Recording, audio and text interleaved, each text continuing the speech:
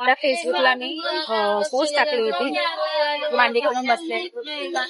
जे एकेने मला कमेंट केलं की तुम्हाला घाण नाही वाटते का खाली बसलेस की भैया लोकांसारखी.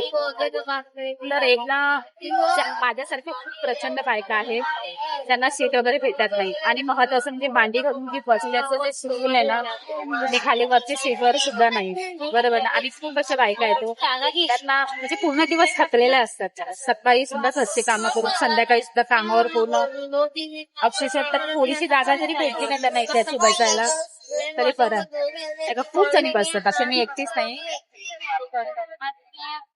खूप अशा बायका आहेत त्या अशा खाली बसतात मांडी वगैरे घालून. मस्त वाटतं जेव्हा स्टेशन ह्या साईडला येतं तेव्हा उठायचं. बरोबर का. जेव्हा थकलेलं असतं ना शरीर तेव्हा घाण वगैरे बघत. आणि हे तर घाण नाहीच आहे, छान आहे. आणि शेतीमध्ये सुद्धा आपण बघा शेतकरी सुद्धा खाली मातीमध्ये बसून असं जेवण करतो. बरोबर ना.